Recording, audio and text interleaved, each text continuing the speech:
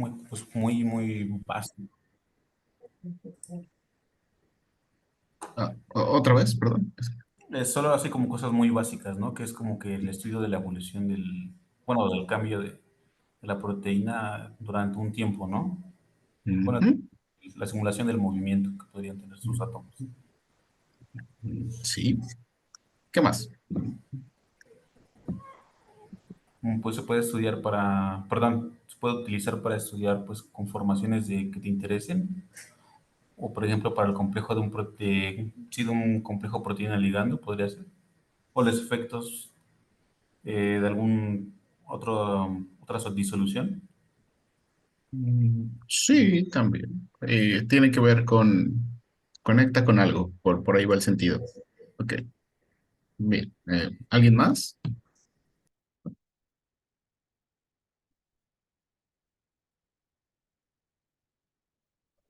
Pues, bueno, creo que es como una simulación justo del movimiento de los átomos de la molécula en un cierto periodo de tiempo. Ajá,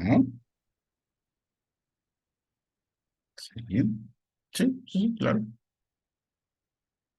Supongo que nadie de ustedes ha realizado dinámicas moleculares hasta este punto.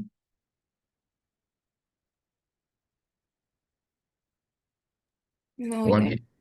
Ok. ¿O alguien, ¿Cómo, o perdón? alguien ya ha utilizado dinámica molecular con alguna proteína de interés o un ligando? No, Ok, pues comencemos con la definición. De igual manera, es prácticamente lo que me dijeron, que es una técnica que ocupamos una computadora para llevarla a cabo y nos permite analizar el comportamiento, o como lo mencionaron, la evolución de un sistema, que no necesariamente tiene que ser una proteína, se puede ocupar para materiales, se puede ocupar para diversas cosas. Y esto lo hacemos a través del tiempo y calculamos las fuerzas entre los átomos que constituyen nuestro sistema mediante las ecuaciones de movimiento de Newton. Entonces, ¿qué es lo que tenemos a la izquierda?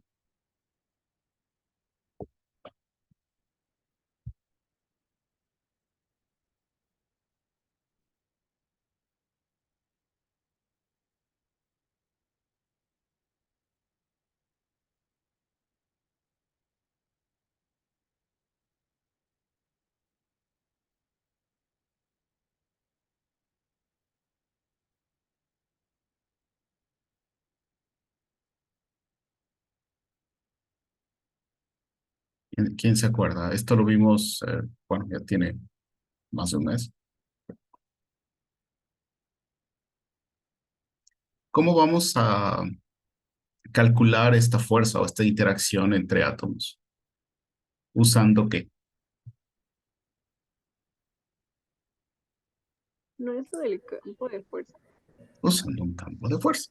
Correcto. Entonces, este es un pequeño recordatorio en donde a través de calcular la energía potencial entre pares de átomos, nosotros podemos predecir las posiciones y velocidades que va a tener cada uno de nuestros átomos en nuestro sistema. Pero recuerden, tenemos una parte que tiene que ver con enlaces covalentes, que tiene que ver, que se modela como un resorte, y esto se da entre un par de átomos. Tenemos la parte que tiene que ver con el ángulo, que se forma entre tres átomos, pues tienen que ver dos enlaces covalentes, y de igual manera se modela como un resorte. Y tenemos esta parte de la torsión, porque recuerden que aquellos enlaces sencillos, átomos que estén unidos por átomos sencillos pueden rotar. Eso también es importante tomarlo en cuenta para calcular la energía. Y tenemos toda la parte no covalente, que tiene que ver con atracción y repulsión de cargas, que estas se definen en el campo de fuerza y son invariables para nuestros átomos. Estas no van a cambiar, salvo que estemos ocupando un campo de fuerza polarizable, que entonces ahí sí, dependiendo del ambiente en el que se encuentren nuestros átomos, esta carga puede cambiar, pero eso tiene un costo computacional alto, por lo tanto, generalmente no se usa. Nuevamente, salvo que estén probando un campo de fuerza polarizable. Y tenemos la parte atractiva y repulsiva. Esto tiene que ver con las interacciones entre los radios de Van der Waals de nuestro sistema. Tenemos la parte repulsiva, que se activa rápidamente. Entre más se acerquen los átomos, pues más esta energía de interacción va a ser positiva y pues se van a repeler. Mientras que tenemos la parte atractiva, que se activa a una distancia un poco más larga. Entonces, estos sigmas tienen que ver con la distancia óptima de eh, distancia óptima entre radios de Van der Waals, mientras que epsilon tiene que ver con la fuerza con la que van a interaccionar estos átomos. Entonces, esto se calcula en cada paso de tiempo y para saber las posiciones, pues metemos esta información en integrador, que existen varios. Este es el integrador Verlet, que es de los más sencillos. Existen más complicados, donde, pero, bueno, aquí son expansiones de Taylor. Y, pues bueno, resolviendo estas ecuaciones de movimiento de Newton, pues vamos a tener las nuevas posiciones y las nuevas velocidades para cada uno de nuestros átomos. Esto fue lo que vimos en la clase de campos de fuerza. Es un pequeño resumen. Bueno, entonces, ¿para qué creen ustedes que nos puede servir dinámica molecular? ¿Qué podríamos estudiar?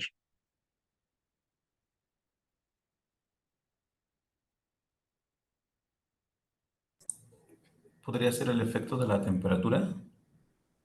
Respecto a la temperatura, sí. Ah, en que sí, pero algo más concreto. No sé, bueno, se me ocurre el efecto de la temperatura en la unión de algún ligando. Sí, sí. ¿Qué más? Proteínas de membrana, Proteínas de membrana, sí, por supuesto. conformación, digamos, cerrada, abierta. Sí, ahorita vamos a hablar un poquito más de eso, pero sí, sí podemos estudiar. ¿Qué más?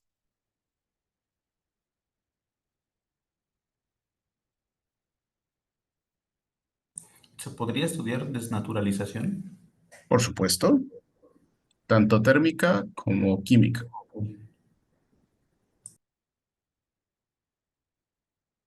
¿Qué más? Las interacciones de un ligando con su proteína. Sí, creo que sí. Quizás explorar posibles sitios de unión. Sí, también se puede hacer. Hay técnicas especiales para eso, correcto.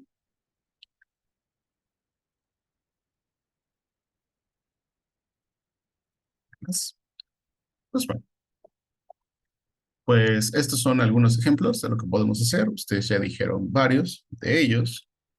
Podemos estudiar la interacción entre la proteína y diversos ligandos. Podemos estudiar la termoresistencia de una proteína. Podemos estudiar la desnaturalización de una proteína en diversas condiciones. Puede ser por temperatura, puede ser por urea, algún otro solvente. Podemos conocer las interacciones que son importantes entre las proteínas en determinada conformación, eso es cierto. Podemos estudiar cambios conformacionales. Aquí les voy a poner un asterisco porque esto va a depender de su proteína y de su capacidad de cómputo. Porque ahorita en unas diapositivas vamos a ver el por qué no es tan fácil accesar a este tipo de eventos. Podemos estudiar el plegamiento de una proteína. También eso es posible. Podemos estudiar membranas, proteínas de membrana, el paso de iones a través de las membranas, a través de poros, a través de proteínas, etcétera. Y había otra cosa que quería mencionarles. Entonces, lo que quiero que se lleven de esta parte es que las dinámicas moleculares son como un microscopio para conciliar lo que estamos viendo en experimentos, por ejemplo, en calorimetría, en espectroscopía, eh, no lo sé, ¿cómo se llama? Microscopía de fuerza atómica, etcétera, etcétera. Esto nos va a ayudar a entender o tratar de explicar molecularmente lo que está ocurriendo en nuestro estudio cuando estamos analizando pues todas estas propiedades macroscópicas. ¿Alguna pregunta, chicos?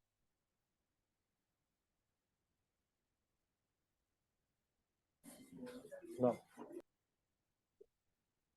Ok, entonces podemos continuar. Entonces, ok, esto realmente es un pequeño recordatorio de donde, eh, qué es lo que estamos, o cómo vamos a modelar todas estas interacciones. Bueno, esto tiene que ver parte enlazada, parte no enlazada. Recuerden que tienen parámetros empíricos y aproximaciones. Algunos de ellos vienen vamos a ver acá, de algunas técnicas experimentales, algunas vienen de cálculos cuánticos. Y esto de la precisión de simulaciones, pues esto va a depender de qué tan, ¿cómo se le dice? Específico sea nuestro campo de fuerza. Si lo hacemos, pues, podemos hacer un campo de fuerza que funcione específicamente, no lo sé, para sinasas. Entonces estudiamos sus enlaces, sus ángulos, etcétera, etcétera, y le metemos los parámetros para modelar lo que estamos viendo en nuestras sinasas. Y va a funcionar muy bien. Pero si ustedes ocupan ese mismo campo de fuerza para estudiar la ATP sintasa, por ejemplo, puede ser que tengamos una interpretación errónea, porque los parámetros están ajustados para un determinado tipo de proteínas. Entonces, lo que nosotros deseamos en un campo de fuerza es que sea muy amplio su uso, no solamente para un tipo específico de proteínas. Igual otro recordatorio, existen campos de fuerza para lípidos, para azúcares, para nucleótidos, para agua, que vienen incluidos los iones, y eso sería prácticamente lo que estaríamos necesitando para modelar nuestros sistemas, que son muy diversos. Entonces, esto, me parece que lo habíamos visto en la otra clase, igual un pequeño recordatorio de dónde es donde provienen estos parámetros. Entonces, rápidamente, bueno, los enlaces, los ángulos, pues vienen de estructuras resueltas, por ejemplo. Eh, las constantes de nuestro resorte, recuerden, esto es la ley de Hooke, pues viene de datos espectroscópicos, que tiene que ver con con la dureza que tiene cada tipo de enlace. Las torsiones, aquí vienen de cálculos cuánticos o teóricos. Las cargas de igual manera. Y toda esta parte de interacción entre átomos, moléculas, pues viene de datos termodinámicos, ¿no? Ok. Entonces, recuerden, entre más parámetros le metamos, va a ser mucho más, o va a concordar más con la realidad de nuestro campo de fuerza, pero eso tiene un costo computación. Entonces, queremos un balance entre rapidez y precisión. Ok. Entonces, esto tiene que ver con la parte de cómo vamos a estar calculando estas posiciones y estas velocidades. Aquí viene la relación entre la energía potencial y la fuerza perdón, al revés. La fuerza tiene que ver con el cambio en la energía potencial con respecto a la posición.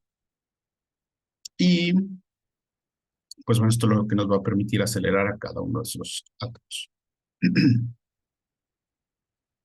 Pues esto es prácticamente, ya les mencioné, al principio, aquí tenemos el método de Verlet, que ya se ha mostrado. Dependiendo del motor, pues vamos a hablar un poquito más de eso, biomolecular que utilicen, para realizar sus simulaciones, pues va a cambiar el integrador. Y ok, va de nuevo lo que les mencionaba. Entre más parámetros le metamos, va a ser más preciso, pero nos va a costar mucho más tiempo simularlo. Toda esta parte que les he mencionado, ustedes no tienen que modificarla. Ya está dada en el campo de fuerza. Ya está aprobada, ya está validada por los grupos que están desarrollando cada uno de los campos de fuerza. ¿Vale? Y ahora, una pregunta. Cuando nosotros empezamos una simulación, teóricamente, ¿cuál es la velocidad o cuál es la temperatura que tendríamos en nuestra estructura?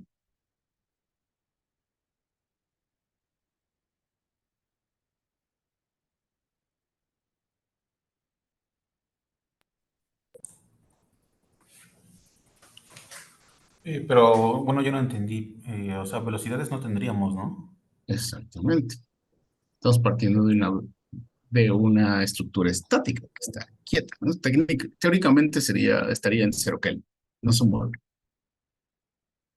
Nosotros tenemos que de alguna manera impartirle movimiento.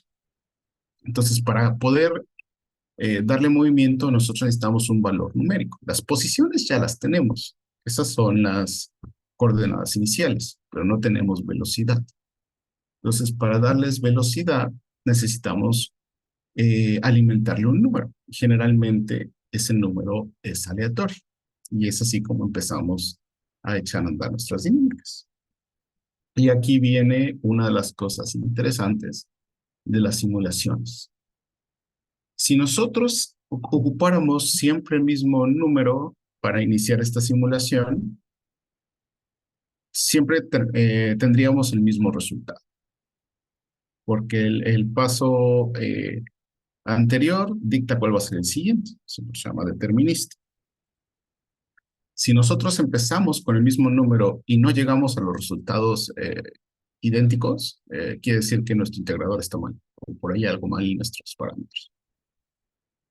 Ahora, eh, es costumbre siempre utilizar una semilla aleatoria con tal de, pues digamos, empezar en distintas condiciones nuestra simulación, bueno, en distintas velocidades. Entonces, estos cambios en esta semilla nos puede llevar por distintas rutas. Por eso es que a veces es difícil conciliar los resultados de dinámica molecular, porque una réplica podría eh, mostrar datos, digamos, esperados o que yo voy a explicar, pero si ustedes con una réplica pueden llegar a cosas totalmente distintas. Entonces, no es tanto, en este caso, comparable con las repeticiones que hacemos en laboratorio, que lo que buscamos es que sean lo más cercanas posible. En las simulaciones pueden ocurrir muchísimas cosas, muchísimas diferencias. Lo que dice aquí, cambios en las condiciones iniciales pueden llevar a trayectorias muy diferentes. ¿Esto cómo se explica? Ok. Ok, lo vamos a ver un poco más adelante. Entonces, ya. Ok. Entonces ya tenemos nuestras posiciones, nuestras velocidades. Ahora nosotros tenemos que definir un tiempo o cada cuánto vamos a integrar estas ecuaciones. ¿Ok? Entonces aquí viene de nuevo lo que les estaba diciendo, asignar velocidades, se calculan las fuerzas, sobre todo los átomos, con la ecuación, con la segunda ley de Newton. Se calculan las velocidades del siguiente paso y se cambian estas velocidades y se obtienen las nuevas coordenadas y así se repite hasta que termine nuestra trayectoria. Ese es un parámetro que nosotros podemos definir, que podemos simular pues ya con las máquinas que tenemos actualmente. Pueden ser inclusive microsegundos sin mayor problema en la representación de todos los átomos. Ahora, tiempo de integración o time step, como lo van a encontrar generalmente, es muy importante porque si es muy pequeño este paso, y generalmente es en orden de femtosegundos, van a dar, el calcular todas estas fuerzas cuesta. Entonces, entre más pequeño sea el valor, más va a tardar su simulación. Entre más grande sea este paso, su simulación va a ser más rápida.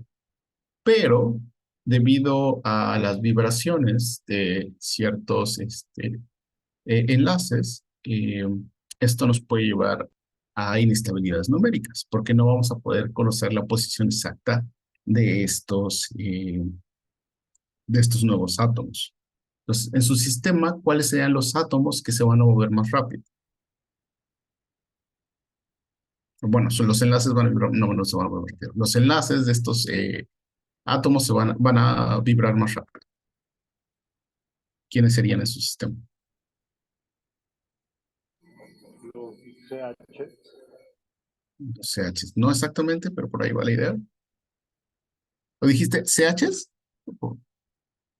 Sí, los enlaces de carbono e hidrógeno. Ah, ok. Más bien sería todos aquellos enlaces que tengan hidrógeno. Que son los que tienen menos masa y son los que vibran más rápido. Entonces, como son los que vibran más rápido, son los que van a determinar cuál va a ser nuestro tiempo de integración.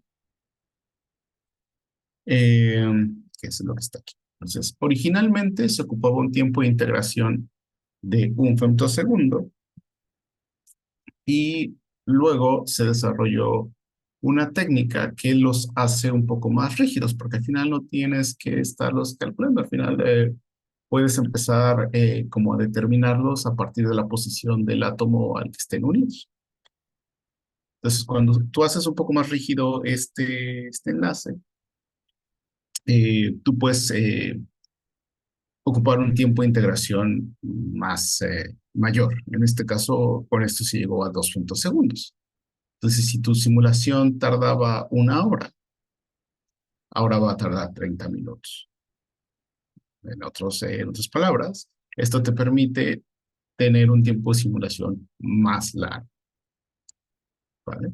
Entonces, estos valores son 2 femtosegundos. Es muy típico para simulaciones de todos los átomos. Y entre más granular sea tu sistema, este tiempo de integración puede subir. Por ejemplo, para eh, grano grueso, los tiempos de integración, el mínimo anda alrededor de 10 femtosegundos.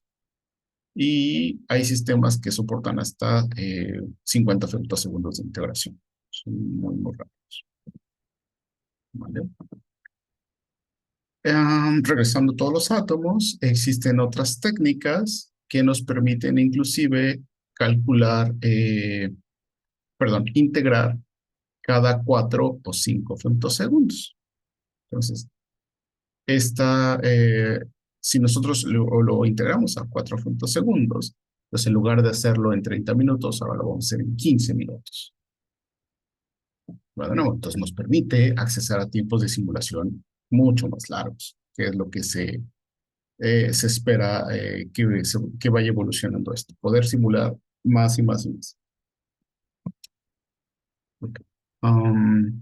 Y esta técnica, hay dos formas de hacerlo. Una de ellas se llama repartición de masa del hidrógeno, que es así como suena. Lo que hacen es restarle masa al átomo al que está unido el hidrógeno.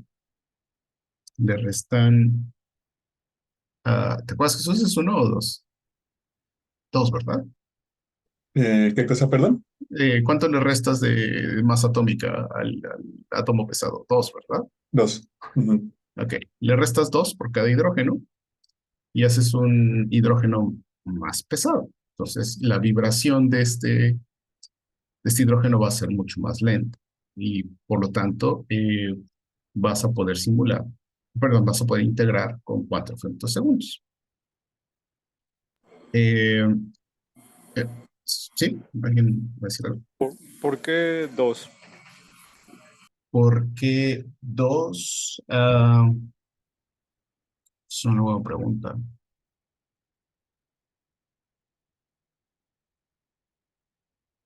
Supongo que porque la versión más pesada del hidrógeno debe ser con 3. Ok, voy a investigar. No recuerdo si hay alguna razón porque tiene que ser 2. Es 2 más. Pero ok, te lo investigo. En este momento no recuerdo la razón por la que sean 2. Vale, gracias. Y esto generalmente está implementado para Amber. Y GROMACS lo que hace es lo contrario. Te elimina literalmente los hidrógenos. O sea, sí están ahí, pero no te calcula no los toma en cuenta al momento de estar calculando velocidades y posiciones. Simplemente suma esa masa al átomo pesado y como los ángulos no cambian mucho, simplemente asigna estas nuevas posiciones con respecto al átomo pesado. Y eso se llama sitios virtuales. Y de igual forma te permite integrar eh, cada 4 o 5 femtosegundos. Entonces también te da una mejora en tu rendimiento. Al menos la repartición de masa está implementada tanto para proteínas como para ligandos, pero los sitios virtuales solamente está disponible para proteínas y para determinados campos de fuerza. Si les interesa, tendrían que checar si lo acepta. Al menos el campo de fuerza Charm 36 lo acepta. Y no estoy seguro de los de OPLS y demás. Pero, ok, ahora, esa es una buena pregunta. Como vamos a verlo, no sé si en esta clase o en la otra, cuando estamos simulando, es importante que nosotros pongamos a la proteína en agua. Creo que eso es muy importante para todos los eventos biológicos y pues eso también nos ayuda a mejorar la precisión de nuestros resultados. Solo que aquí tenemos un problema. Cuando nosotros lo ponemos en una caja de agua, no tenemos fronteras rígidas, como lo tendríamos en un vaso de precipitados, o en un matraz, o en un Eppendorf, lo que tengamos nuestra proteína. Van a tener fronteras donde no van a poder pasar. Siempre va a estar en su recipiente. En dinámica molecular tenemos ese problema de fronteras. No tenemos fronteras rígidas. Lo que va a pasar cuando estemos simulando es que la proteína puede difundir y puede salirse de la caja, como lo tenemos en esta parte. Eh, para tratar de simular estos efectos de fronteras rígidas, ocupamos algo que se llaman condiciones periódicas de frontera, en las cuales el concepto básico es que si nuestra proteína o algún átomo de ella o varios átomos salen por algún lado de la caja, por ejemplo, si observamos estos mismos átomos van a entrar por el otro lado de la caja. Entonces, esto nos va a mantener el número constante de moléculas y, eh, pues bueno, esto al final pues, es importante porque si no tuviéramos una forma digamos, mantener a la proteína dentro de la caja y se saliera y no reemplazamos sus átomos, pues vamos a tener pues pérdida de energía, nuestro sistema no va a estar completo, etcétera, etcétera. Entonces esto aplica para todas las simulaciones. Tenemos cajas infinitas que van a hacer que nuestros átomos siempre, el número de átomos siempre se mantenga. ¿Vale? Ya después podemos recentrarlo y su proteína se va a ver entera. ¿Vale? Y aquí había algo más, condiciones periódicas. Creo que... No, básicamente es eso, es para mantener el número de átomos y para mantener la energía en nuestro sistema. Mm, Ok, entonces les mencioné hace unos minutos que el cambio en nuestra semilla para asignar la velocidad inicial, pues puede llevarnos por diversos caminos. Entonces recuerden, cuando ustedes están midiendo en el laboratorio, lo que están haciendo realmente es obtener un valor promedio de todas las condiciones en las que se encuentra su proteína. Entonces, nosotros en las simulaciones de dinámica molecular generalmente solamente vamos a tener una molécula. Y es aquí donde entra esta hipótesis ergódica, lo que nos dice que si nosotros pudiéramos simular infinitamente una proteína y después calculamos alguna propiedad eh, física, vamos a llegar al mismo valor que estaríamos midiendo en el laboratorio. Porque esta proteína atravesaría por todos los estados conformacionales, estaría explorando el espacio conformacional que tiene permitido, y eso pues lo vemos a escalas más grandes. Al final, generalmente vamos a estar en unas escalas de picosegundos a microsegundos cuando realmente estamos haciendo mediciones de segundos, minutos, horas, etcétera, que todavía no son posibles de alcanzar en simulaciones. ¿Cuál sería uno de los inconvenientes o qué problema le ven de tener simulaciones suficientemente largas?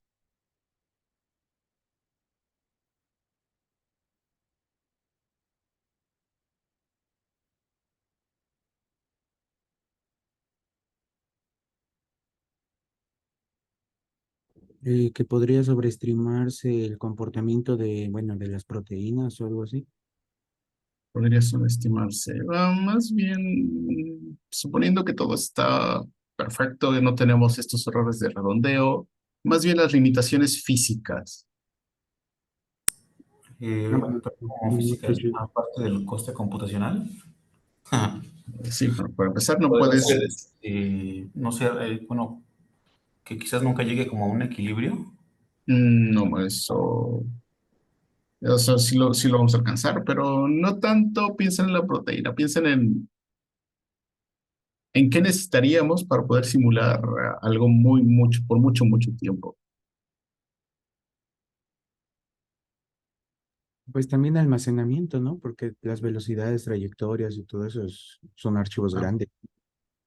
ok, una vez almacenamiento. Dos, es el tiempo que necesitamos, ¿no? Estoy diciendo que necesitamos simulados tiempos largos, o sea, piensen en tiempos infinitos, no tenemos el tiempo para estar pasando por todas estas conformaciones que puede presentar, ¿vale? Entonces, probablemente que, bueno, ocupando dinámica clásica, que también lo van a conocer como fuerza bruta, pues es difícil visitar todo esto. Entonces, tendríamos que tener tiempo infinito, almacenamiento infinito, etcétera, etcétera. eh, y después procesarlas, tendríamos que tener recursos infinitos para poder promediar todas estas propiedades físicas y termodinámicas, que no contamos con ellas. ¿Vale? Existen técnicas de muestreo acelerado que pues nos permiten explorar algunas partes interesantes de este paisaje conformacional, por ejemplo, movimientos de dominios o algún arreglo conformacional con la unión del ligando o con la liberación del ligando, etcétera, etcétera, etcétera. Entonces, este es nuestro problema. Nosotros, cuando asignamos una velocidad, podemos empezar aquí, podemos empezar acá, aquí, acá, aquí, acá, aquí abajo, aquí arriba, etcétera, etcétera. Eso nunca lo vamos a saber hasta que simulemos mucho tiempo. Entonces, por eso que a veces, es lo que les mencionaba, no podemos conciliar del todo los resultados de dinámica molecular. Entonces, si ustedes hacen réplicas, que generalmente lo van a hacer, no esperen que tengan los mismos resultados. Eso, pues bueno, también les abre la posibilidad de explicar uno o varios eventos que pueden estar ocurriendo en su dinámica. Probablemente no sean los eventos que estén viendo en su experimento. Y para eso, pues van a tener que simular hasta que encuentren algo que les ayude a explicar justamente el fenómeno que están observando. ¿Vale? Pero dinámicas cortas, estas dinámicas clásicas, pues generalmente van a estar explorando cerca del mínimo de su proteína. Es difícil por ejemplo, puede empezar aquí y se puede ir hacia acá y van a estar muestreando lo que pasa en este mínimo. Se pueden ir acá y lo que pues dado el tiempo suficiente, pues claro que su proteína puede ir brincando de mínimos a mínimos, por supuesto. Pero ese es algo a lo que se van a enfrentar. ¿Vale? Entonces no se espanten si ven cosas distintas en sus trayectorias. Entonces, yo, generalmente, para dinámicas cortas, funciona, o para buscar interacciones entre proteínas ligando, funciona bastante bien. Pues bueno, preguntas chicos aquí. Sí, entonces, ¿de cuánto sería una dinámica corta? Pues bueno, eso va a depender también de la pregunta que quieras. Te puedo dar un ejemplo. Hay un método de dinámica molecular que tiene que ver es un postprocesamiento del acoplamiento molecular, que nos dice que si tú haces 5 dinámicas de 100 nanosegundos cada una y 3 de 5 mantienen unido y en un modo unión cercano al ligando, puedes tomarlo como una unión verdadera. Ok, ¿Vale? Pero caso contrario, tú quieres estudiar el plegamiento de una proteína y simulas 100 nanosegundos, no vas a ver nada, porque son eventos que ocurren en segundos o en horas. ok, entonces depende de lo que queramos estudiar, será el tiempo de El las tiempo, horas. exactamente. Entonces, la idea es entre más tiempo puedas simular, mejor. Ok. Pero por ahí va la Y, idea. y perdón, Sí. ¿y cómo sabemos el tiempo que se requiere? Ahorita vamos a platicar sobre eso. Ah, ok. Vale. ¿Alguien más, chicos? Y bueno, y por ejemplo, si queremos ver el efecto de alguna mutación de un residuo en la interacción de un ligando, igual sería una dinámica corta. Puede ser, eso va a depender. Si la mutación está en el sitio activo, puede ser que sí, pero si está lejos, bueno, no sitio activo, sitio de unión, ya estarías viendo, digamos, efectos alostéricos y ahorita vamos a ver cuánto nos cuesta simular eso. Es igual, depende. Pero sí, por ejemplo, el que no esté cómodo ligando, generalmente eso ocurre que se disocian rápido. Generalmente eso tiene que pasar. De hecho, inclusive los ligandos que sabemos que se pegan, puede ser que se disocien rápido. Si no están, eh, como si no tiene la conformación correcta la cavidad, que eso también podría costar tiempo. Son muchas consideraciones, las podemos ir platicando en el camino. Ok. ¿Alguien más, chicos? Sobre lo que hemos visto hasta ahora.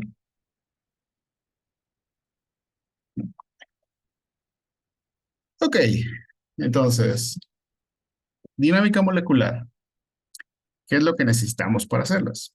Primero, necesitamos una estructura con todos sus átomos, con todas sus conexiones, y esto nos da una topología, o sea, cómo está conectado todo, cómo está un átomo con respecto al otro, etcétera, etcétera. ¿Vale? La siguiente cosa que necesitamos es cómo vamos a calcular las interacciones que se dan entre estos átomos. Esta parte nos lo da nuestro campo de fuerza. Luego, supongo que estaba primero, necesitamos solvatar a nuestra proteína. Vamos a platicar sobre esto también. Pero bueno, generalmente vamos a ocupar agua. Necesitamos una forma de mantener nuestra energía, y esto hacemos con condiciones periódicas de frontera, que es poner cajas idénticas de simulación unas a otras para tener en cuenta estos eventos de difusión. ¿Vale? Entonces, y aquí tenemos el control de temperatura, de presión, de volumen, de energía, potencial químico, etcétera, dependiendo del régimen que estemos ocupando para la simulación. Y por último, tenemos esta parte que es la generación de conformaciones, que esto nos los da los integradores para saber las posiciones y velocidades. Esto está relacionado con pues la energía potencial que estamos calculando con nuestro campo de fuerza. ¿Bien? Entonces va de nuevo. Esta topología la tenemos de un modelo, de un cristal, de una estructura de resonancia, de cryo-EM, etcétera, etcétera. Este campo de fuerza lo tenemos del programa o el motor biomacromolecular que estemos ocupando. También vamos a hablar sobre ellos. Estas condiciones de frontera, pues bueno, nosotros las vamos a definir, cómo las vamos a tratar. Los modelos de agua también nosotros los definimos. De hecho, no sé si escucharon la pequeña discusión que tuvimos sobre los modelos de agua. Lo vamos a ver en las siguientes diapositivas también. Ok, entonces platico. Y en los integradores, también nosotros somos capaces de decir cuáles vamos a... No es cierto, perdón. Aquí ya viene dado. Lo que podemos decirle es cómo vamos a controlar la temperatura, la presión, etc. Todo ese tipo de cosas. Se llaman barostatos y termostatos. Bien. Bueno, entonces, este es un flujo de trabajo básico, sorry, de cómo se hacen las dinámicas moleculares, que es prácticamente lo que voy a repetir unas partes de esto. Entonces empezamos con la estructura. Puede ser del Protein Data Bank, puede ser un modelo. Necesitamos empezar de la estructura. De esta estructura tenemos que seleccionar una cadena, dos cadenas, tres cadenas, las que sean necesarias, que estén representando el estado oligomérico de la proteína simular. Nada les impide que ustedes estén estudiando un tetrámero y decidan utilizar solo una cadena, pero los revisores pueden decirles que justifiquen esa decisión porque el estado, ¿cómo se dice? El ensamble biológico es un tetrámero. Entonces no estás simulando realmente lo que está ocurriendo en la célula y eso les puede meter problemas. ¿Vale? Entonces siempre chequen cuál sería el estado más probable en que esté su proteína. O el estado oligomérico, se me refiere. O sea, por ejemplo, si es un dímero y nada más utilizamos el monómero, Um, no, o sea, no se podría. Se podría, pero te lo pueden, ¿cómo se dice? Algún revisor te podría pedir alguna justificación fuerte y tendrías que demostrarle que el estudio del monómero no se ve afectado por la presencia del dímero. O sea, de cualquier forma vas a tener que hacerlo de alguna manera, vas a tener que hacer simulaciones que demuestren que no pasa nada. Mm. Ahora, puede ocurrir, y obviamente estamos calculando las interacciones entre ellas, que se puedan estar comunicando y si haya cambios en la movilidad de las proteínas. O no lo, oh, pero también va a depender de lo que estés buscando. Si estás bien, tratando de escribir la flexibilidad con formación de tu proteína, pues bueno, va de nuevo. Ahí tienes que demostrar que no se ve afectado por la otra molécula. Pero si estás buscando, por ejemplo, sitios de unión, cavidades, pues puede ser que no te influya tanto. Y esas simulaciones generalmente son más cortas, entonces tampoco es que sean muy prohibitivas ¿cómo se dice? Que puede ser por un monómero. O sea, de hecho sería muy fácil demostrar que en la presencia de la otra cadena no está afectando. O sí, no lo podemos saber. Y puedes reportar ambas cosas. Pero Ah, sí, ok. sí, ujú, sí, exactamente. Entonces, si uno está buscando cavidades para sitio de unión y nada más ocupamos el monómero, de todas maneras se tendría que hacer la simulación con el dímero, ¿no? Yo lo recomendaría fuertemente, aunque no, si tú lo que observas es que encuentras las cavidades no cambian, lo que sea, pues solo mencionarlo ahí. O sea, se hicieron las simulaciones con el dímero, pues, es lo mismo, entonces se prosiguió con esto. Bien, punto. Ah, ok, Claro, gracias. más bonito. Ok, gracias. Pero ahí sí tendría que utilizar todo el dímero, ¿no? Por las cavidades que se forman en la interfaz de los monómeros, ¿no? Eso también podría influenciar si es que el sitio de unión está en la interfaz, pero esas son cosas que se pueden como defender. Por ejemplo, supongamos que aquí está el otro día, ¿no? Están viendo así, pero tu sitio de unión está del otro lado. Entonces, te digo, sería un poco, si tú haces estas dinámicas, que las vamos a ver en algunas clases más adelante, puede ser que la presencia de la otra cadena no te está afectando porque el sitio de unión está del otro lado. Vale. Pero si el sitio de unión está entre los dos, entre las dos cadenas, pues sí es forzoso entonces ocupar las dos cadenas. Bueno, sí, son esas consideraciones.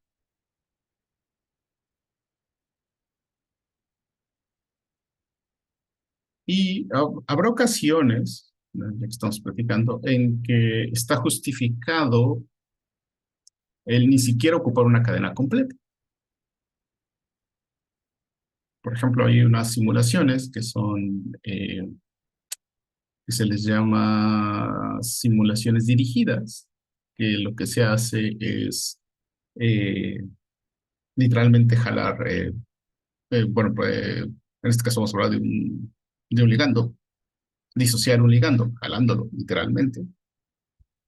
Hay una técnica que se llama DOC, que también es un postprocesamiento del acoplamiento molecular, en donde estas dinámicas son muy caras, muy caras. Entonces ahí sí tienes que reducir tu sistema a lo mínimo posible para que no te cueste tanto simular. Entonces en ese tipo de cosas, pues puede estar más justificado el hacerlo.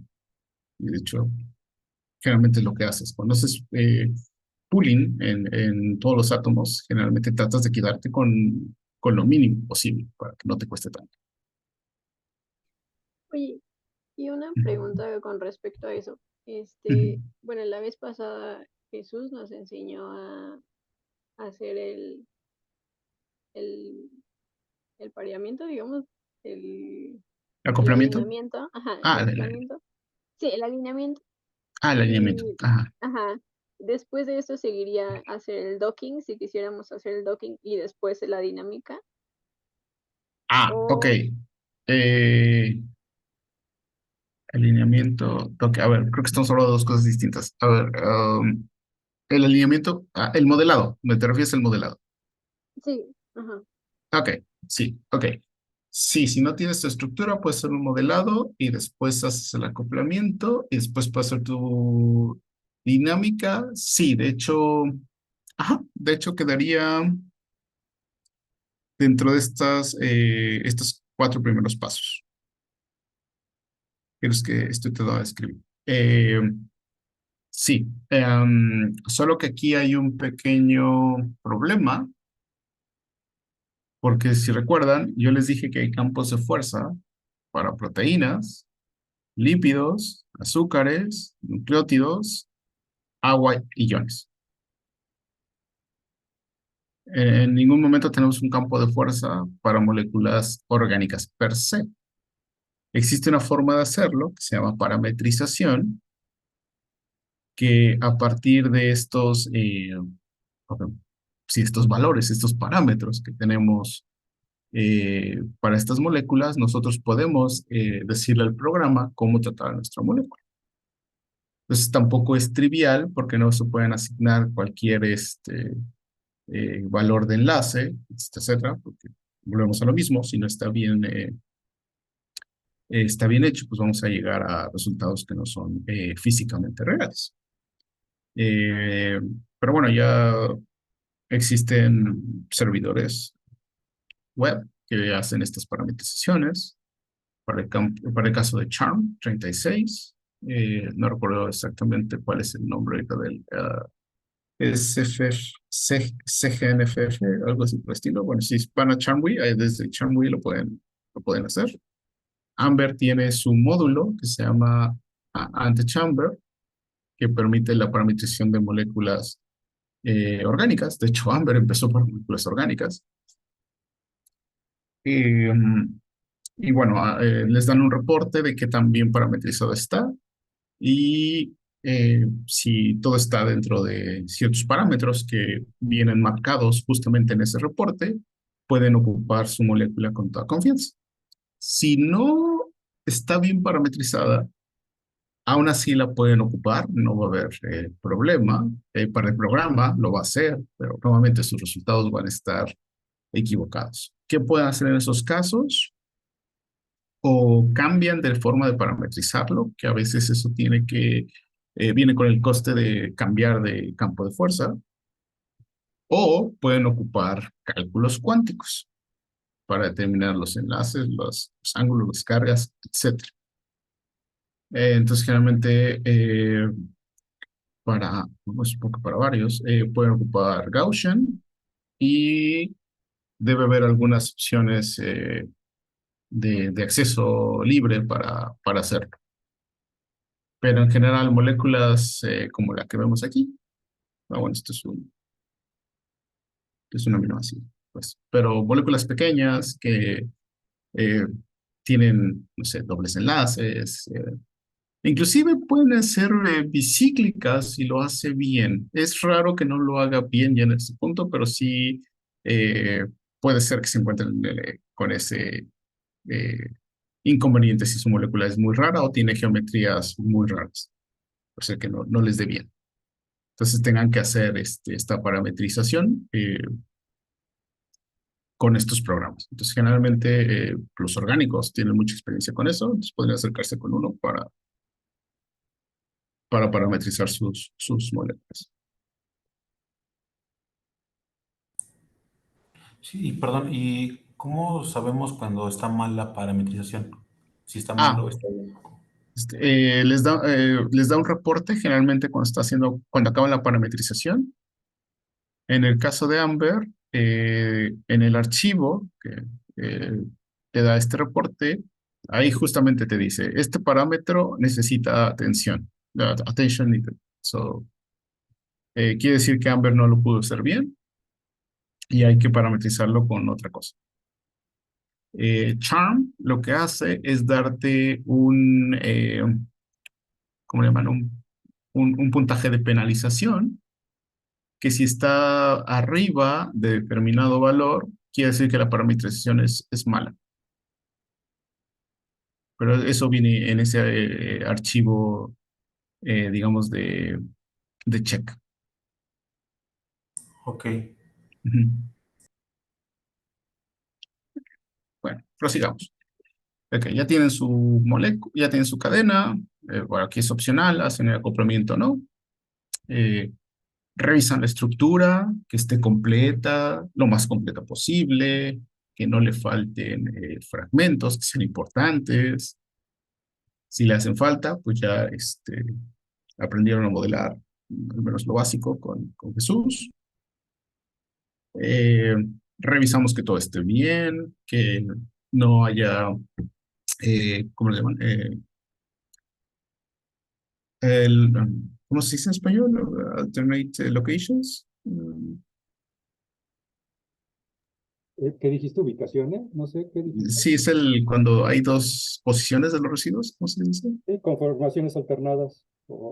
Igual, alternas. Ajá. En algunas ocasiones Vamos a tener dos posiciones, una de ellas va a ser más probable que otra de los residuos. Eso también hay que quedarnos con alguna, generalmente con lo más probable. Gracias. Bueno, aquí viene la parte donde si queremos hacer mutaciones, las hacemos aquí. Y después definimos el estado de protonación, que todo esto lo vamos a ver con más detalle en las siguientes clases. Vamos a ir viendo cómo hacer cada uno de estos pasos.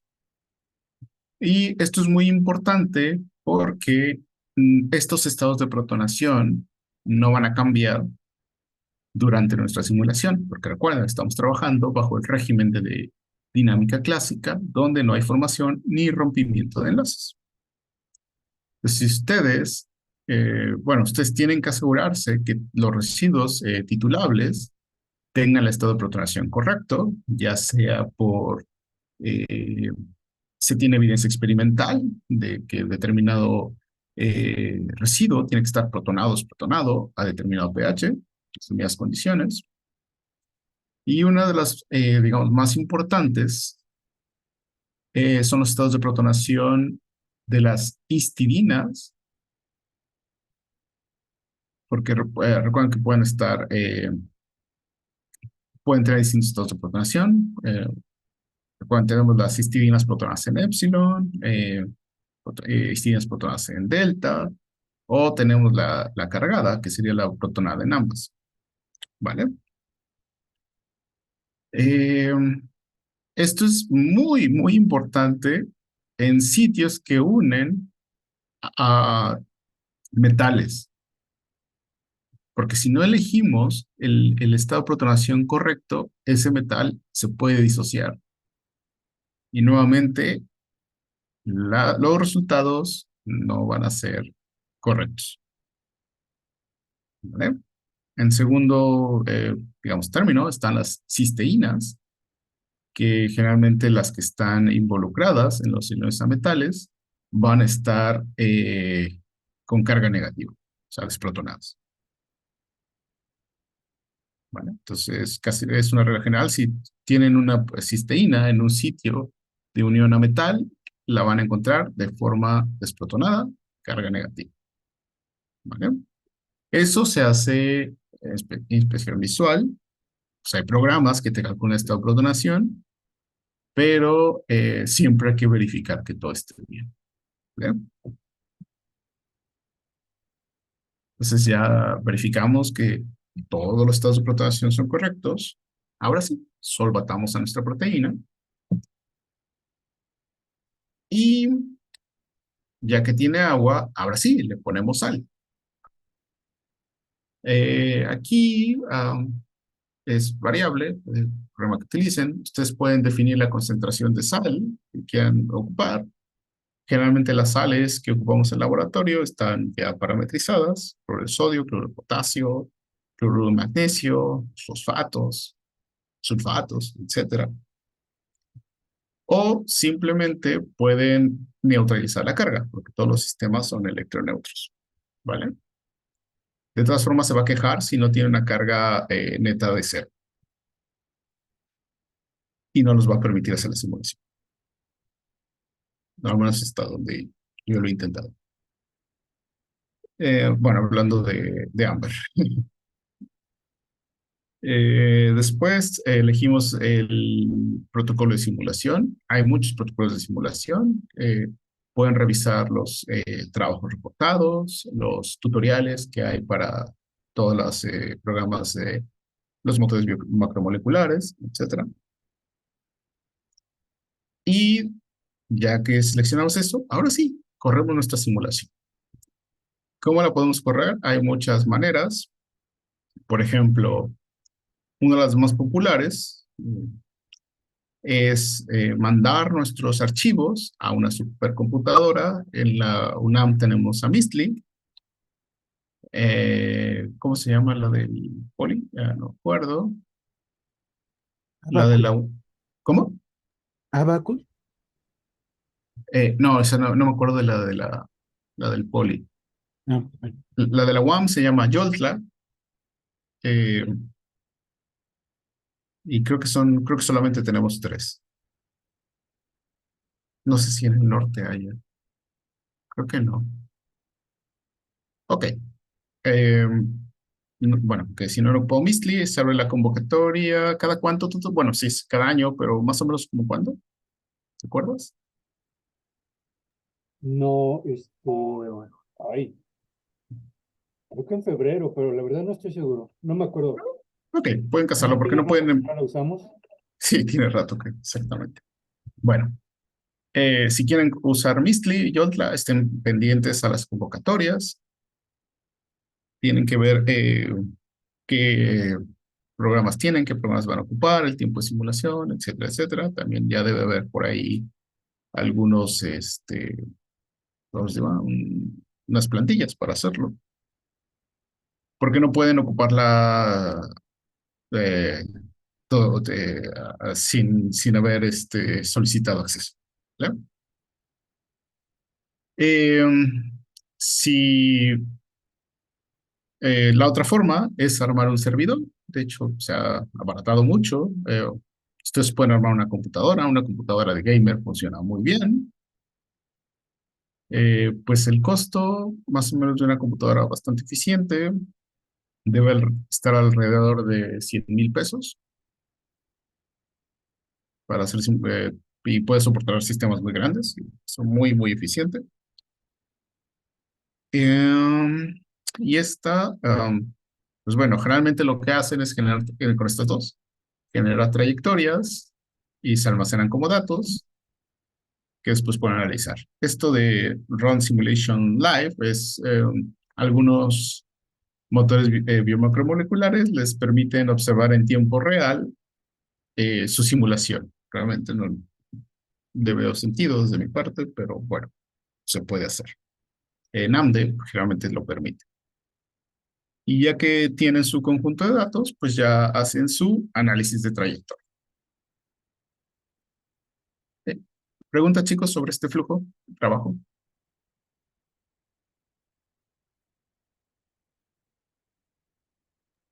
Tengo entendido que hay algunos softwares que usan GPU, ¿verdad? Claro, no recuerdo si vamos a mencionar más adelante, pero podemos hablar de eso. Sí, hay dos formas de correr sus simulaciones, ya hacerlo sobre procesadores o hacerlo sobre tarjetas gráficas. Entonces, las tarjetas gráficas aumentan su rendimiento por, no sé, al menos un orden de magnitud, depende del sistema. Bueno, generalmente uno o dos órdenes de magnitud. Y ya como les mencioné, se ha ido baratando la tecnología y todo eso. Generalmente ya es raro el programa de simulaciones, al menos de proteínas, que trabaje solo con CPUs. Realmente ya hacen uso de GPUs.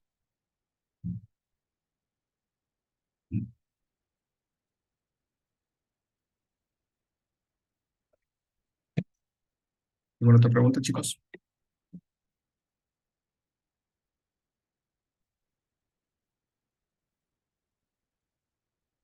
Ok. Bueno, ok, es para verlo rápido. Esta es estructura inicial. Se lo hemos repetido un montón de veces. PDB o modelo. Vamos a perder tiempo aquí. Ok. Entonces aquí viene un poco más sobre el estado de protonación. Y Sí. con respecto a la dinámica y al modelo, ¿no?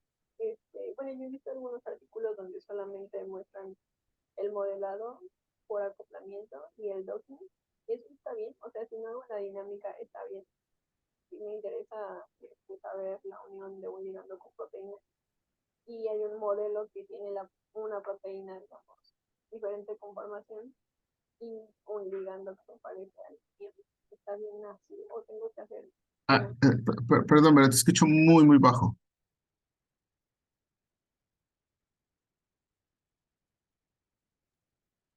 ¿Ya me escuchas mejor? Un poquito mejor.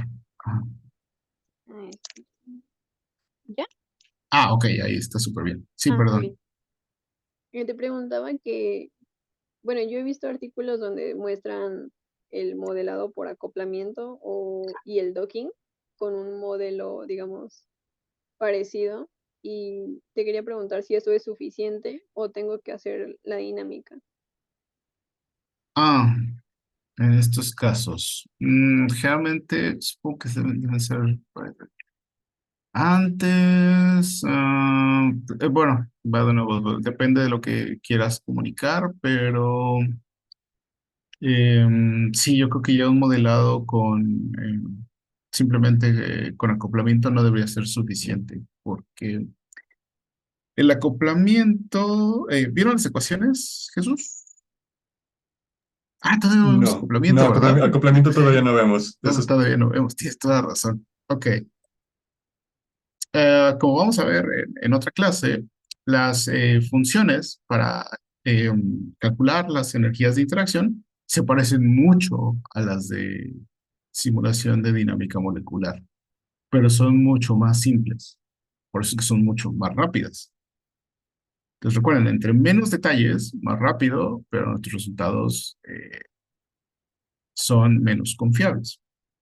Entonces, un acoplamiento no te va a asegurar que un ligando se une, tampoco una dinámica, pero sí le da un poco más peso. Y si todavía tienes, entre más información tengas, pues tu trabajo va a ser más confiable, ¿no? Pues puede ser una mezcla de técnicas computacionales, algún dato experimental que tengas, alguna mutación, etcétera. Pero sí, ya solamente un acoplamiento no debería bastar para que una revista te publique, ¿no? Probablemente con con la pandemia, así hay muchos artículos con acoplamientos sobre SARS-CoV-2 que fueron publicados, pero bueno, digamos que fue un caso especial porque se generó mucha información con respecto a eso y pues, bueno, nunca sabemos qué información va a ser útil al respecto. Pero te puedo revisar, no he revisado alguno recientemente que solamente sea acoplamiento. Realmente siempre va acoplado de algo más, ya sea experimental o computacional. Ah, ok, entonces si lo hago, digamos, experimental, sí podría ir, bueno, tener más peso mi trabajo. Sí, por supuesto, no te va a asegurar que se pega ahí, pero bueno, al menos tienes algún indicio, ya hiciste el acoplamiento y bueno, ahí lo que va a pesar un poco más va a ser la parte experimental. Ok, ok, sí, gracias. Ok, bueno, entonces regresando, tenemos nuestro modelo, hay que hacer la protonación, bueno, revisamos que no le faltará nada, etcétera. Entonces la protonación. Entonces nosotros podemos definir este estado en un rango bastante amplio de pH, puede ser muy ácido, puede ser muy. Es raro que lo hagan arriba de 8, pero bueno, es común pH 2 inclusive, 7, 7, 8, 8, por ahí es donde se van a estar moviendo. Entonces, recuerden, los residuos tienen distintos pKs, entonces van a estar variando sus estados de protonación dependiendo del pH en donde los estemos parando. Bueno, existen varios programas, algunos son libres, algunos son de paga. Entonces, hay unos que lo que ocupan es calcular la probabilidad de que un residuo esté en determinado estado de protonación y eso tiene que ver con un cálculo de energía que se hace para saber si es más estable o no con o sin protón. Entonces, esto se hace mediante un solvente implícito que también se puede ocupar en dinámica molecular. Vamos a hablar sobre eso en unas diapositivas más adelante. Entonces, hay programas que son muy buenos, pueden predecir el estado de protonación, digamos, correcto, que sería el que tomamos el correcto como el experimental o la evidencia experimental de que algo de que cierto residuo esté protonado o no. Y como les mencioné, el problema, los problemas principales son las cistidinas, porque miren, tienen tres tautómeros, protonado en delta, protonado en epsilon o protonado en ambas. Nuevamente, tenemos tablas sobre estados de protonación, son una guía, no son una regla. porque el ambiente en el que se encuentran estos residuos puede influenciar si están protonados o no, o en el caso de las histidinas, dónde pueden estar protonadas. ¿Vale? Entonces, nuevamente, vamos a tomar estos dos ejemplos. Vamos a suponer que aquí donde está la T tenemos un ion, tenemos un zinc, y en este caso también. ¿En cuál de estos dos tautómeros sería esperado que el zinc se mantenga unido y en cuál se iría?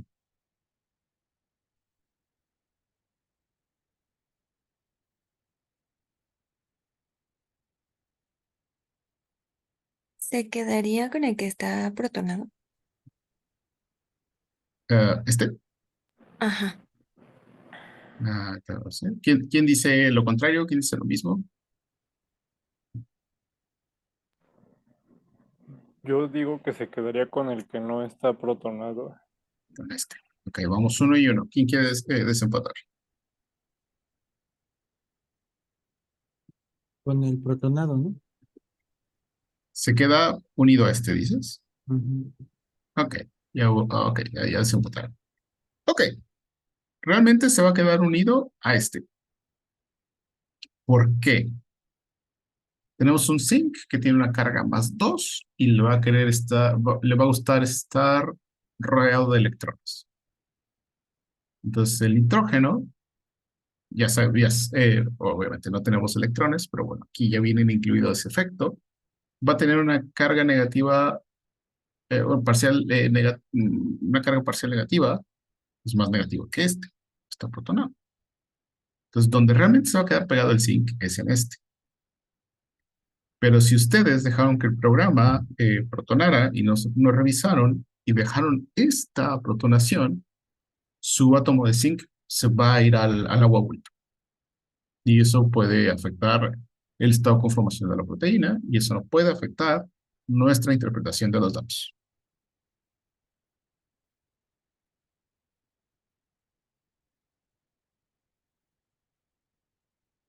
Entonces, esto va a tener mucho más peso, nuevamente, en sitios que estén uniendo iones o inclusive que estén uniendo ligandos que tengan, no sé, alguna posible interacción con una histidina que esté justamente ahí, ¿no? Realmente va a haber, ahorita no se me ocurre algún caso, los iones son los más típicos, pero bueno, eso es lo que tienen que tomar en consideración y siempre es importante revisar la estructura después de que esté protonada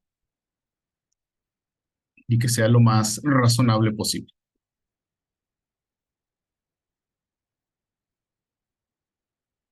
Eh, ¿Preguntas de esta parte?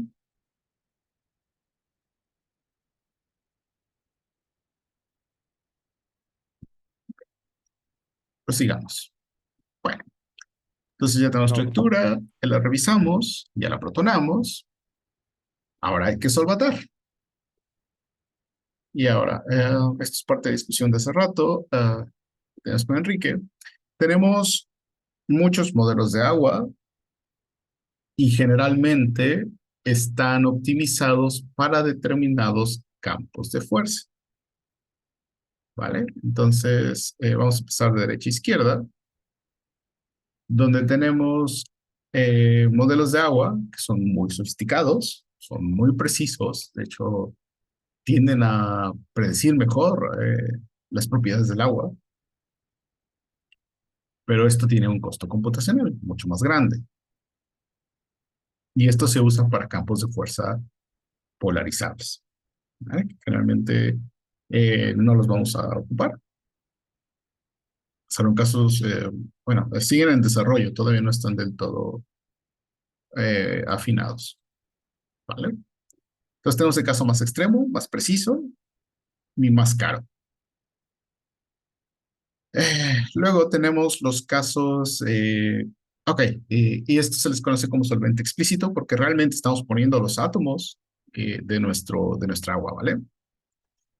Eh, Ok, tenemos aguas que son de 3 puntos, de 4 puntos, de 5 puntos, de 6 puntos. Y creo que, no me acuerdo si de 7, pero bueno. Lo que viene aquí, el modelo de 3 puntos rígido es el más sencillo, en donde representamos al agua con un oxígeno y dos hidrógenos. Esto. Y el ángulo entre ellos no va a cambiar. Por eso se llama rígido. Y tenemos los más clásicos, que son los modos de agua SPC, el modificado SPCE y el tip 3P. El tip 3P es de los, bueno, SPCE es de los más usados, lo que lleva el campo de fuerza. Hasta hace un par de años, tip 3P era ocupado por los campos de fuerza de Amber y Chart 36 y OPLS, si no me equivoco. Luego tenemos un campo de fuerza, perdón, un modelo de agua que es de 4 puntos, en donde normalmente tenemos el oxígeno, tenemos los hidrógenos, los enlaces siguen siendo rígidos, y tenemos un átomo dummy. Lo que está haciendo este átomo es representar los átomos, perdón, los electrones no pareados del oxígeno. Es un modelo de agua un poco más preciso, pero como tenemos una partícula adicional, es más caro. Bueno, entonces con esta idea, estos modelos de agua de 5, 6, no estoy seguro si hay de 7, van agregando más átomos dummy para modelar estas cargas, ¿no? Tratar de parecerse lo más posible a estos, pero sin ser tan caros. Y hay otros que sí permiten la movilidad de estos ángulos y demás, y nuevamente eso también es más caro. Luego tenemos estas partículas de grano grueso, que generalmente vamos a ocupar en el campo de fuerza de Martini, en donde cada partícula de agua lo que está representando son 4 moléculas de agua. O sea, una partícula son 4 moléculas de agua, ¿vale? Eso nos disminuye el número de partículas de nuestro sistema y eso nos permite simular más rápido. Estos 3 casos, obviamente, son solventes explícitos, pero tenemos otro caso, que es el solvente implícito, donde metemos a la proteína en un medio que está emulando estas interacciones con el agua, y estas, pues obviamente son simulaciones más rápidas. Tienen que ver con menor costo computacional, pero nuestra precisión no va a ser tan buena. Por ejemplo, para algunos casos, con casos contados, funcionan muy bien, pero para interacciones proteína-ligando generalmente fallan porque las interacciones con el agua son muy importantes. Es por eso que nosotros vamos a mover vamos a ocupar aguas explícitas. ¿Vale? Ahora, ¿qué agua vamos a ocupar? ¿Cómo se les ocurre que podemos definir qué agua ocupar?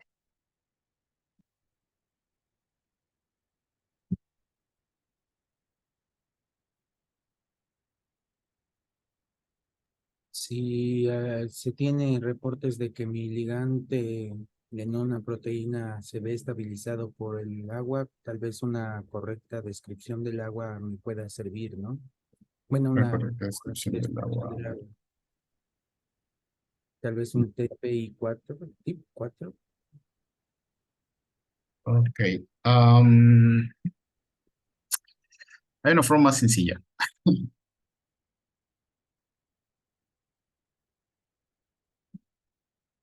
Está la forma sencilla, menos sencilla, y está la que no recomiendo. ¿Cuál se supone que es la más sencilla?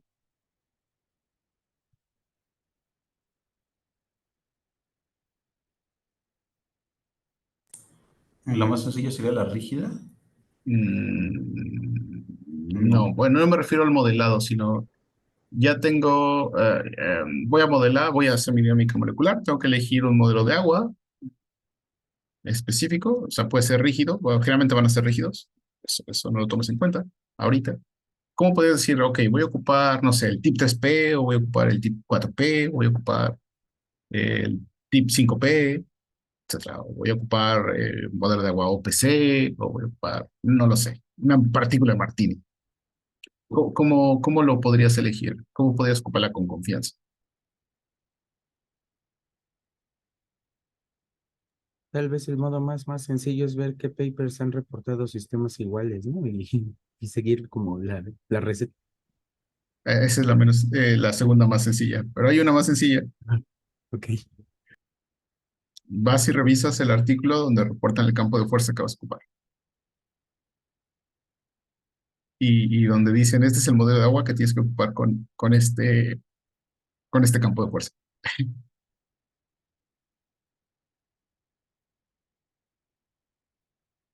Y la que no recomiendo es probar qué modelo de agua es el que te va mejor. Bueno, es simular y después hacer comparaciones. Y ya hay gente que ha hecho este tipo de cosas. Pero para nosotros, irnos al manual o irnos al artículo donde reporta el campo de fuerza o inclusive el modelo de agua. Incluso creo que hay papers, ¿no? Que son como benchmarks, donde prueban así como todos los modelos y luego Sí, dicen, "Este es el mejorcito". Y yo creo que ya con eso, ¿no? puede ser. Pero váyanse al manual o al paper del campo de fuerza. Eso sería mucho más fácil. Porque ustedes pueden ocupar el que quieran, pero que sus resultados nuevamente estén bien de acuerdo con la realidad. Eso no lo sé. De hecho, ha pasado y pasó recientemente que inclusive de que el modelo de agua tip 3P funciona bastante bien con el campo de fuerza CHAM 36. Resulta que por los parámetros que estaban ocupando para calcular estas interacciones, estaban sobreestabilizando la estructura secundaria de las proteínas. Entonces, para algunas proteínas no va a haber problema, porque generalmente no hay cambios en esta estructura muy eh, secundaria, pero para otras sí. Nos pasó en el laboratorio. Estábamos estudiando la flexibilidad conformacional de un péptido que teníamos evidencia experimental, que no tenía estructura secundaria definida. Y resulta que cuando lo pusimos en el campo de fuerza CHARM 36, era una muy bonita hélice alfa. Entonces, cuando pasan este tipo de cosas, que los experimentos y las dinámicas chocan, quien gana son los experimentos. Bueno, resulta que después se dieron cuenta de esta sobreestabilización y sacaron una versión modificada del eh, TIP 3P que ya reproducía lo que veíamos en el laboratorio. Entonces, eso les puede pasar si ocupan una molécula de agua que no está diseñada para el campo de fuerza. Puede ocurrir lo contrario, puede llevarse una sorpresa y decir, ok, este modelo de agua funciona mejor para mi proteína con este campo de fuerza. Va a depender. ¿Vale? Pero, Entonces, ay, perdón. sí. ¿Cuál es el que debemos de consultar? Eh, Aquí, bueno, para este punto, y creo que es importante ponerlo, eh, aquí ya tienes que tener elegido tu campo de fuerza. Ujú. Entonces, si ya tienes elegido tu campo de fuerza, vas al artículo y en el artículo te menciona qué modelo de agua recomiendan. Porque generalmente ya hicieron benchmark con varios modelos de agua ¿A cuál artículo? Al artículo del campo de fuerza, ¿no? del campo de fuerza, exactamente. Ok. Inclusive en el manual también viene especificado. Ujú. Pero eso no impide que puedas ocupar cualquiera. El programa no se va a quejar, tú le dices, cárgame este modelo de agua y lo va a hacer. Entonces hay que tener cuidado con eso. ¿Y ¿Ok? cómo se sabe el campo de fuerza que se ocupa? Ah, eso lo vemos un poco más adelante. Ah, ok. Te respondo tu pregunta. Ok, creo que tengo que irme un poco más rápido, ¿verdad? ¿Cuánto tiempo tenemos? ¿O ya se acabó la clase? Mm, son la 1:40. Ok, si me dan unos 15 minutos, terminamos. Sí, Vámonos rápido. Ok. Bueno, entonces ya elegimos campo de fuerza, ya elegimos modelo de agua. Ahora viene la parte de elegir el protocolo de simulación. Entonces, el protocolo de simulación, rápidamente, del más sencillo va a constituir de 3 pasos o 3 etapas. La primera de ellas es la minimización. Siempre empezamos con minimización. Entonces, se define como una optimización geométrica del sistema. Y lo que vamos a hacer en ella es disminuir la energía en nuestro sistema, porque puede ser que por alguna razón estén habiendo choques estéricos, que eso nos va a subir mucho la energía, y cuando estamos integrando, pues nuestra simulación va a explotar. ¿Vale? Entonces tienes en la consideración de los radios de Van der Waals, ponerlos a la distancia eh, em, que mejor disminuye esta energía de interacción. Esta parte pues no va a mover mucho nuestro sistema, simplemente van a ser cambios muy sutiles. Y bueno, lo que queremos es llegar a la energía más baja. Entonces existen varios protocolos. Igual pueden revisar. De los más usados es el Steepest Descent y el descenso escarpado y el gradiente conjugado. Y justamente es eso. Queremos eliminar aquellas configuraciones que tengan la energía más alta. O en otras palabras, es no tener choques estéricos. ¿No? Y si nosotros graficamos la energía en estos pasos de minimización, va a tener esta forma. Entonces, para sistemas proteicos, generalmente vamos a estar en estos valores de energía, generalmente, para proteínas. ¿Vale? Si es negativa, está bien. Si es positiva, el programa se va a quejar o les va a decir, no puedo minimizar. Y van a tener que cambiar el protocolo de minimización. Pero eso va a depender mucho de su sistema también. Pero generalmente Steepest Descent y o gradiente conjugado funcionan bastante bien. Eso lo vamos a ver cuando tengamos los archivos para ambos. El siguiente paso es el equilibrado térmico, que es donde asignamos la temperatura. Eh, es donde empezamos a relajar, empezamos a dar movimiento. Y pues bueno, en promedio vamos a tener vamos a tener, vamos a tener una distribución de las velocidades, donde algunos átomos van a ser mucho más rápidos que otros, más lentos, etc. Pero al final, en promedio se van a comportar de la misma forma, ¿vale? Esto también se llama calentamiento. Y este paso se puede dividir en subpasos, que generalmente, ok, creo que nos va a dar tiempo de ver todos los puntos. Tiene que ver con el ensamble termodinámico que elijamos, porque existen varias condiciones que podemos ocupar. Ahorita se las menciono rápido. Entonces, para hacer esta minimización, perdón, esta equilibración, vamos a elegir un conjunto y pues estos conjuntos van a permitir calcular determinadas propiedades termodinámicas. Esto tiene que ver con mecánica estadística. Y tenemos varios para elegir, donde tenemos aquellos que mantienen constante el número de átomos, es la n, mantienen constante el volumen y la energía, y se conoce como microcanónico. Tenemos el canónico, que mantenemos, bueno, todos vamos a mantener el número constante de átomos. En este caso mantenemos el volumen y la temperatura constantes. Tenemos otro donde es átomos, volumen, temperatura y potencial químico constante. Y tenemos el isotérmico isobárico. Vamos a mantener número de átomos, presión y temperatura constantes. Entonces, generalmente los que vamos a ocupar nosotros es el ensamble NBT y el NPT. Entonces, generalmente, o más bien las equilibraciones empiezan con un conjunto NBT, seguido de una equilibración en NPT. Y ya después, para nuestra simulación, podemos elegir ya sea NBT o NPT. ¿Vale? Pues bueno, aquí pues, vamos a ir un poco más rápido.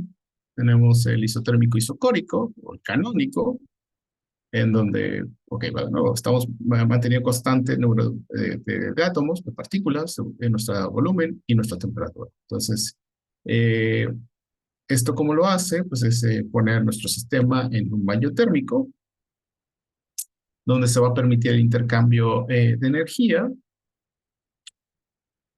Y para esto vamos a ocupar un termostato, ¿vale? Entonces, de los más comunes para equilibración es Berensen, para producción nunca lo ocupen. Y para equilibración y producción, perdón, equilibración y producción, no sé, Hoover y Langevin son de los más usados también. Entonces, este termostato lo que va a hacer pues, es ajustar la velocidad de nuestros átomos. Recuerden que esta velocidad pues, tiene que ver con energía cinética que está relacionada con la temperatura. Entonces, si nosotros monitoreamos la temperatura de nuestro sistema, va a tener este comportamiento que va a estar oscilando entre, bueno, va a depender del rango de su termostato, que tan bueno es, pero en promedio va a mantener la temperatura que nosotros queremos, que en este caso fue estipulada a una temperatura de 300 Kelvin. ¿Vale? Entonces, acá en promedio, pues va a estar por aquí. Luego tenemos el conjunto isobárico isotérmico o el ensamble NPT, en donde el volumen va a cambiar. Lo que queremos es mantener la presión y la temperatura constantes y eso pues, va a funcionar como un pistón. ¿Vale? Entonces aquí necesitamos un termostato también. Necesitamos un barostato, en este caso, que es lo que nos va a permitir, pues, modificar las dimensiones de nuestra caja, lo que va a permitir tener la presión y la temperatura constantes. Nuevamente, si nosotros observamos cómo se está comportando la presión, vamos a tener oscilaciones, eso es normal, pero en promedio va a estar muy cercano al valor que nosotros pedimos. Generalmente lo hacemos a un bar, ¿vale? Pero eso también es importante, revisen qué unidades está ocupando su programa. Entonces, a partir de esto podemos medir algunas otras propiedades, por ejemplo, la densidad. Esto también nos puede decir cuando ya está equilibrado, cuando la densidad está muy cercana al valor esperado para nuestro sistema, que para proteínas generalmente está muy cercano a 1 gramo por mililitro, en agua, por supuesto. Ok. Y ya que asignamos, bueno, equilibramos nuestro sistema, ya viene la parte donde vamos a dejar que evolucione y es donde se va a colectar los datos. Estas escalas, para depender de su sistema, de lo que estén buscando, pueden ser nanosegundos, pueden ser microsegundos. Y aquí estoy hablando para representación de todos los átomos, ¿vale? Claramente podemos ir acercarnos a milisegundos, entre más granular sea nuestro sistema. Pero tiene algunas limitaciones que no las vamos a comentar en esta ocasión. Y pues bueno, lo que sí pueden hacer es correr sus simulaciones y después sacar un promedio de sus datos y pues, tratar de explicar el fenómeno que estén, pues sí, que estén estudiando. Ok, pues aquí tenemos el costo computacional y el detalle físico que podemos estudiar. Entonces, si queremos estudiar, vamos de arriba hacia abajo, o quieren verlo como resolución, podemos hacer cálculos cuánticos muy precisos, muy costosos, y no se pueden aplicar a proteínas. No lo sé si en 5 o 10 años con este desarrollo de computadoras cuánticas podamos accesar a poder hacerlo para proteínas, no lo sé. Pero bueno, por ahora no podemos hacerlo, ¿vale? Son para sistemas muy pequeñitos. Que de hecho, pues esto lo podemos usar para ligandos sin mayor problema. Este es un detalle muy alto. Luego tenemos pues, una escala más más grande, que no es del todo atómica, pero bueno, esta aquí no nos vamos a detener. No podemos. Donde nos vamos a estar trabajando, generalmente es en el rango atomístico, en donde ya es un menor costo computacional comparado con el cuántico. Tenemos un menor detalle atómico, porque recuerden, estamos representando a cada átomo con una esfera, estamos incorporando, ¿no? La información de todo el núcleo ahí. No estamos calculando electrones de forma explícita, etcétera, pero el estado del arte de los campos de fuerza pues, nos permiten explicar muchos fenómenos que vemos en el laboratorio. Y luego tenemos grano grueso, donde ya no vamos a representar cada átomo como una esfera, sino un conjunto de átomos como partículas. Estamos perdiendo detalle atómico, eh, pero ya nos permite incluso simular, ¿qué tamaño? Son 6, recuérdame, 6 billones en español, ¿cuánto es, tutor?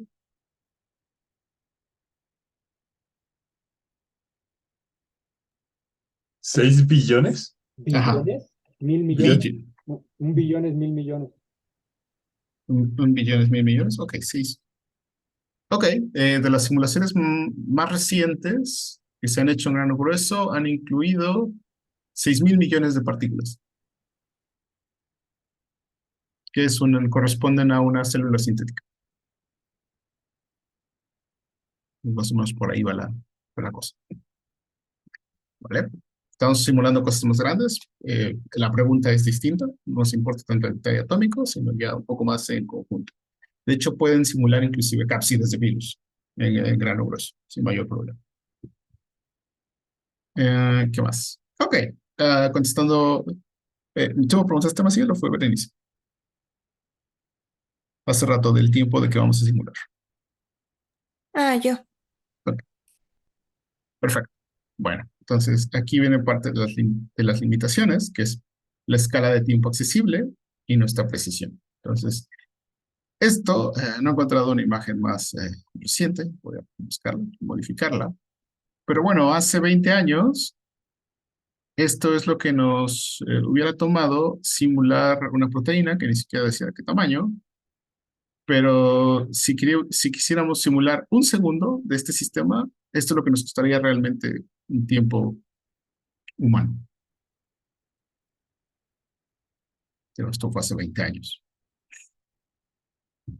Ahora estamos en este rango, no, aquí, estamos por aquí en microsegundos para una proteína que les gusta.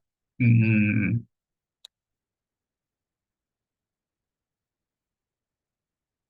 cuánto tiempo quieren gastar? Ok. El sector F1 del ATP sintasa, en el laboratorio, nosotros estamos llegando a un microsegundo, más o menos con 22 días de simulación. Para sistemas más pequeños podemos llegar a mucho más lejos con, con estos sistemas más pequeños. Entonces, aquí está la respuesta. ¿Qué quieren estudiar? Por ejemplo, quieren ver si hay alosterismo con la unión de un ligando en una cavidad que no es el sitio aquí, es una cavidad alostérica, pues van a tener que simular mucho tiempo para poder observar estos eventos, ¿no? O quieren eh, cambios conformacionales, o sea, estos movimientos de dominio, ya estamos entre microsegundos y milisegundos, entonces hay que simular un buen tiempo. Y si queremos estudiar el plegamiento de proteínas, si bien nos va, estamos en el rango de segundos, pero pueden ser inclusive horas o pueden ser días.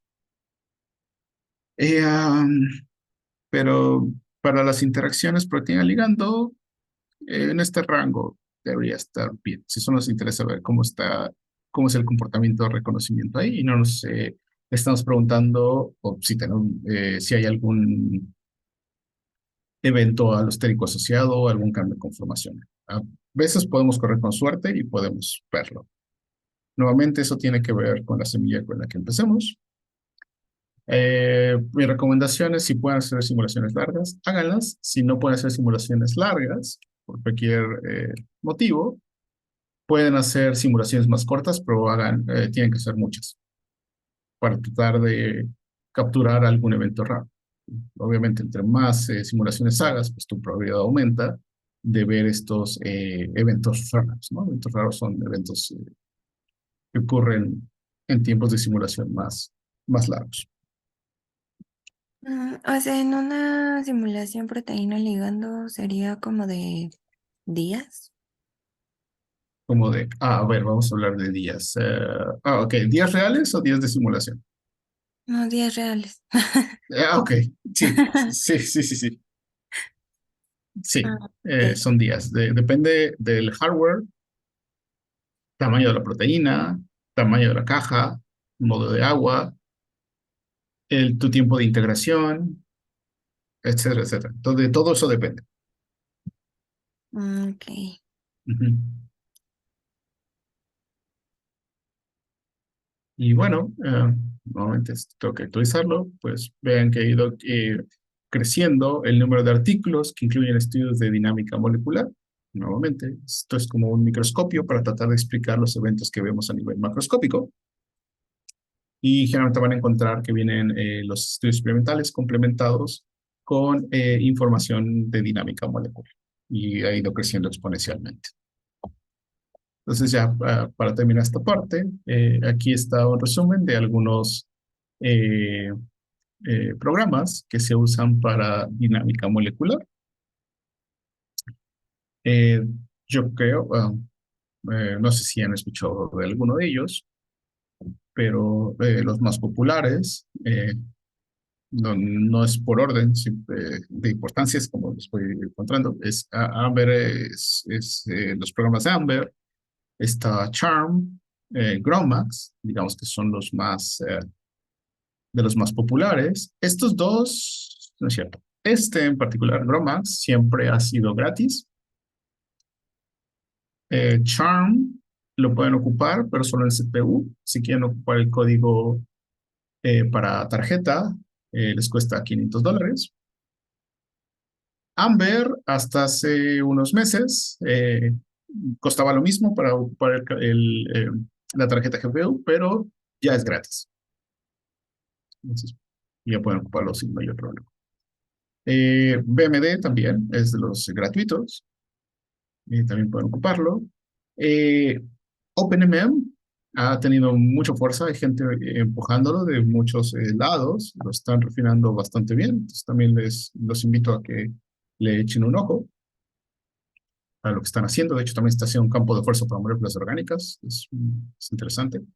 Ah, una aclaración, NAMD funciona con BMD, no sé por qué está separado. Son lo mismo. Tenemos la suite de Schrödinger. ¿Cuánto cuesta? Hasta hace 6 años costaba la suscripción cerca de $200,000 anuales. Si su laboratorio los quiere pagar, adelante. Ocupen lo que tengan en su laboratorio. Algunos Y son para... una Ajá, pregunta, sí. ¿y esa suscripción es para una sola computadora o no sé, para un departamento entero? O... Funciona por tokens y me parece, sí, creo que para una computadora, algo así. Órale, Sí, es un buen... es mucho dinero. Hecho para una Sí, sesión, ni siquiera para una sí. computadora. Bueno, puede ser. Bueno, o sea, bueno, sí, técnicamente puedes instalarlo en varias computadoras, pero solo puedes ocupar en una a la vez. Ok, sí, pues. Sí, es eso. Tenemos, ¿qué otras cosas aquí? Está otra suite que se llama BioVia, está Yasara también, hace dinámicas. Pueden hacer dinámicas con Quimera para cosas pequeñas, ligandos. Para moléculas más grandes, no. Este es QuickMD. Este es para un... Ajá, esta es una implementación nueva, muy automatizada para... También puede revisarla. Es para personas que estaban iniciando con dinámica. Está bastante optimizado. Le he estado echando un ojo recientemente. Y si van a preguntar cuál es mejor que otro, eh, no existe una respuesta. Lo que sí es, por ejemplo, Charm está muy optimizado para lípidos y azúcares, inclusive para proteínas. O sea, funciona muy bien. Entonces, si yo tuviera un sistema de membrana, yo usaría Charm. Amber le ha estado entrando a esta optimización, también funciona bastante bien. Recientemente ya tiene parámetros muy buenos para lípidos, para azúcares. Bueno, ahí se van a pelear un poco. Es complejo meter azúcares aquí, cuando están unidos covalentemente a los ligandos. No sé por qué, pero no funcionan muy bien las dinámicas. Más bien no se pueden echar a andar. Si aún así son necios y quieren ocupar Amber, lo pueden hacer a través de Charmly y que les dé los... No, olviden lo que les dije, ¿no? Tampoco funciona. Si van a ocupar azúcares conjugados, ocupen Charm. Y, ok, el campo de fuerza Charm, pero pueden usarlo con bromas. ¿Qué otra cosa? Proteínas, complejos, demás. Amber está muy optimizado para probar moléculas orgánicas. Tiene su módulo para parametrizar incluido. Entonces pueden hacer parametrizaciones masivas muy rápido en su computadora. Si ocupan Charm o Gromax, tienen que ocupar servidores y pueden tardar un poquito. ¿Vale? Entonces, nuevamente, ¿cuál van a ocupar? Ocupen el que tengan en el laboratorio. Si no tienen alguno, pues pueden probar que mejor les ajuste o pueden revisar la literatura y ver con qué programas se han hecho sistemas iguales o similares al que ustedes van a trabajar. Pregunta, chicos.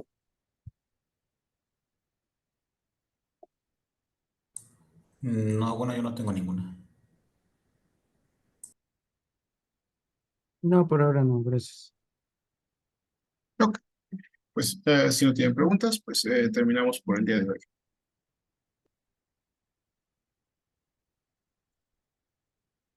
Ah, bueno, sí. Ok. ¿Cómo era para elegir un campo de fuerza? Ah, bueno, es que esta información yo lo sé. Buscas, por ejemplo, no sé, vas a trabajar con un canal de potasio, vamos a ponerlo así. Ujú, Entonces tienes que ponerle membrana. ujú, Entonces vas a la literatura y buscas simulaciones de dinámica molecular con el canal de potasio, ¿no? Por ejemplo, el KCNQ1. Entonces revisas con qué lo han hecho y generalmente lo van a hacer con Charm 36 mm, porque ujú. ya está aprovechado. De hecho, hay papers de Charm 36 donde dicen que están muy optimizados sus parámetros para lípidos. Entonces puedes ocupar eso. Ok. Pero si encuentras otros, por ejemplo, AmberMD y tengo disponible AmberMD, pues bueno, usa los de AmberMD, no pasa nada. También funcionan. Pero es un primer paso. No hay una forma única de hacerlo, simplemente son guías. Ah, ok. Ujú. Entonces nada más busco en la literatura mi proteína y con qué lo han hecho, ¿no? Digo que lo han hecho, exactamente. Ok, gracias. Ujú. Ajá.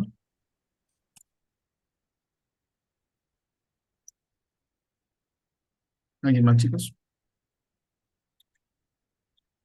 Mm, ok, No. ok, No, todo bien, gracias. ok.